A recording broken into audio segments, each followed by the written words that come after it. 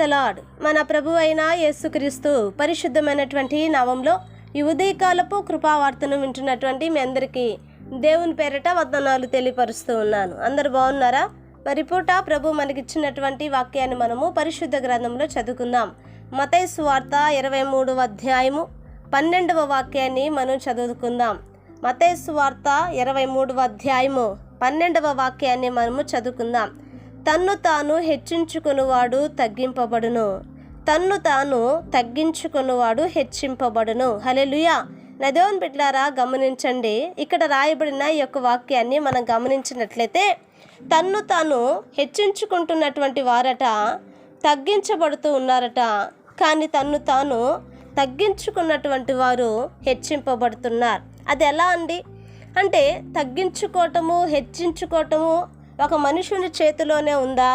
నా దేవుని బిడ్డలారా, వారి యొక్క కుటుంబము కానీ, వారి యొక్క చేతి పని కానీ, వారు చేస్తున్నటువంటి ప్రతి విషయంలో కూడా వారు హెచ్చించబడటం అనేది వారి చేతిలోనే ఉందా, తగ్గించబడటం అనేది వారి చేతిలోనే ఉందా అని మనం ఆలోచన చేస్తే, నా దేవుని బిడ్డలారా, ఆకాశమందున్నటువంటి దేవుడట ఎవరైతే ఈ లోకములో దేవుని యొక్క కృపను బట్టి సాత్వికమైన మనస్సు కలిగి ఉంటారో, దీనమైన మనస్సు కలిగి ఉంటారో, ఎవరైతే నా దేవుని బిడ్డలారా గమనించండి, దీనుల ఈ లోకములో ప్రభు కొరకు బ్రతకటానికి ఇష్టపడుతూ నిందైనా, అవమానమైన, శోధనైనా, బాధ అయినా ఏదైనా సరే మౌనముగా ఉండి యేసయ్య మాదిరి చొప్పున ఎవరైతే ఈ లోకములో నడుచుకుంటూ ఉన్నారో వారట మరి వారు తగ్గించుకుంటూ ఉన్నప్పుడు ఆకాశమందున్నటువంటి దేవుడు చూసి వారిని ప్రభువే హెచ్చిస్తారంటండి. హల్లెలూయా.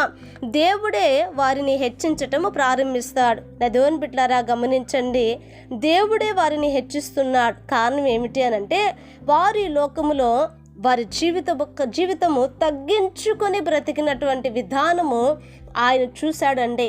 ప్రభువు వలె మౌనముగా ఉంటూ, ప్రభువు వలె ఇదిగో వారెంతో దీనులుగా ఉండటము ప్రభు చూసి ఉన్నారు. కనుకనే అటు వారిని ఆయన నామ మహిమము కొరకై ప్రభువు మరి ఘనపరుస్తూ ఉన్నారు.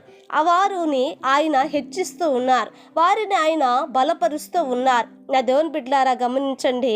అందుకనే పడిపోవటానికి ముందంట గర్వము నడుస్తుందని దేవుని వాక్యం చాలా స్పష్టంగా తెలియపరుస్తారు. కొంతమంది తమ్మును తాము హెచ్చించుకుంటూ ఎదుటి వారిని తక్కువ చేస్తుంటారు, ఎదుటి వారిని అవమానకరంగా మాట్లాడుతుంటారు, ఎదుటి వారిని చాలా దుఃఖపరిచేటువంటి ప్రవర్తన నా దేవుని బిడ్డలారా కలిగి ఉంటారు.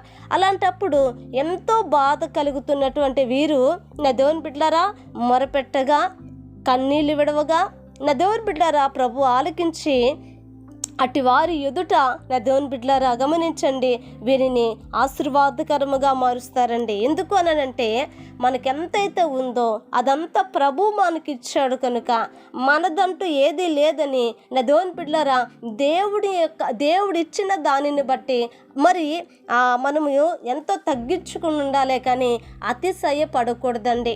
అతిశయపడుతూ కొంతమంది గర్వించినప్పుడు ఇదిగో వారి గర్వము మరి పడిపోయే పరిస్థితికి తీసుకొస్తుందే, కానీ కృతజ్ఞత కలిగిన మనసుతో ఇవన్నీ దేవునిచ్చినవే కానీ నాదంటూ ఏది లేదని తమ్మును తాము తన మనసును తగ్గించుకొని ప్రవర్తించినటువంటి వారిని ప్రభు ఆశీర్వదించి నా దేవుని బిడ్డలారా ఇంకను కూడా ఇదిగో ఇతరులకు ఇవ్వబడినది కూడా తీసి వీరికే ఆయన అనుగ్రహిస్తాడు. కనుక ఆ రీతిగా ప్రభు మన ఎడల కూడా అటువంటి కృపను ప్రభు దయచేలాగున ఒక చిన్న ప్రార్థన చేద్దామండి.